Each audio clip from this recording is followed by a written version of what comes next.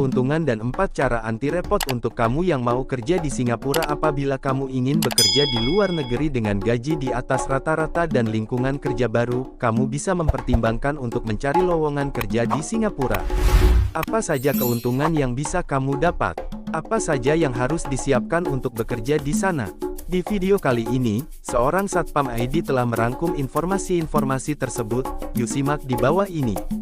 Keuntungan bekerja di Singapura. Berikut beberapa benefit yang bisa kamu dapatkan apabila kamu memutuskan bekerja di Singapura, di antaranya, 1. Gaji di atas rata-rata. Perusahaan Singapura selalu mencari talenta terbaik di bidangnya.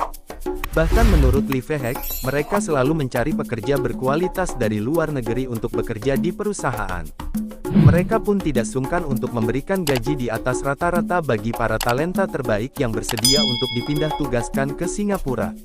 Menurut data dari Dollar and Cents, di tahun 2020 rata-rata pendapatan pekerja di Singapura per bulannya adalah $4.530 Amerika Serikat AS atau setara dengan 64,5 juta rupiah. Rata-rata gaji seorang security menurut Y-Axis bahkan bisa mencapai $50.000 Singapura per tahun atau sekitar 380 juta rupiah. Loh, angka yang fantastis, bukan? 2. Pajak yang rendah. Memang apabila dibandingkan dengan potongan pajak di Indonesia, pajak yang diterapkan Singapura jelas lebih tinggi. Namun, apabila kamu memutuskan untuk bekerja di Singapura, pajak penghasilan tidak perlu kamu khawatirkan. Ketika kamu bekerja tanpa residence permit izin tinggal, pajak penghasilanmu hanya dipotong sebesar 15%. Sedangkan bagi yang memiliki residence permit, potongan pajaknya akan lebih beragam. Contohnya, apabila kamu memiliki pendapatan kurang dari $22.000 Singapura per tahun atau sekitar 233 juta rupiah, pajakmu adalah 0%. Sementara dengan $320.000 Singapura per tahun atau sekitar 3,4 miliar rupiah, pajakmu adalah 20%. Selain itu, pajak tersebut hanya berlaku bagi pendapatan yang kamu dapat di Singapura. Artinya, kalau kamu punya penghasilan lain di luar Singapura, tentunya akan bebas pajak.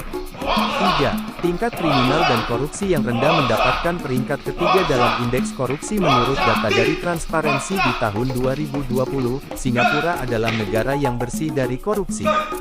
Sehingga, kamu tidak perlu khawatir dengan hal yang disebut jalur belakang ketika mencari kerja di Singapura karena mereka menilai kemampuan kamu melalui CV atau resume. Selain itu, kamu pun tidak perlu terlalu khawatir apabila kamu harus pulang kerja larut malam karena tingkat kriminalitas di Singapura yang sangat rendah. Cara mendapatkan kerja di Singapura. 1. Cek apakah kamu memenuhi syarat yang berlaku.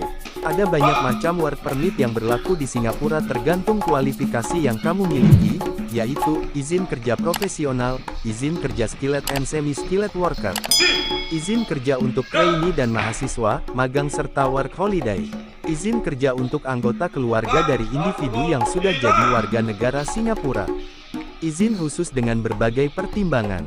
Kamu bisa mengetahui apakah kamu memenuhi syarat melalui self-assessment tool yang diluncurkan oleh Kementerian Ketenagakerjaan Singapura. 2. Pilih industri yang berkembang. Menurut Wise, permintaan pekerjaan di bidang teknologi dan e-commerce sedang sangat tinggi. Sehingga, lowongan UX dan UI designer sangat tinggi. Selain itu, lowongan di bidang turisme, jasa, dan perhotelan pun sedang banyak dicari. 3. Pahami dunia kerja Singapura. Pahami bagaimana dunia kerja di Singapura dengan mengecek employment practices dari Kementerian Ketenagakerjaan Singapura di sini.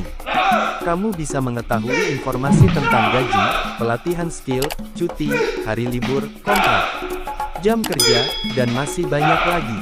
4. Mengajukan visa kerja. Kamu harus mengajukan visa kerja terlebih dahulu apabila ingin bekerja di sana. Untuk mendapatkannya, kamu harus memiliki offer letter dari tempat kerjamu, membayar biaya registrasi, dan mengirimkan lamaran visa. Terkadang, perusahaan pun menanyakan apakah kamu sudah memiliki visa kerja ke Singapura atau belum ketika tahap wawancara. Biasanya, apabila kamu diterima tetapi kamu belum memiliki visa, perusahaanlah yang akan mengurus visa kerjamu. Nah, itulah benefits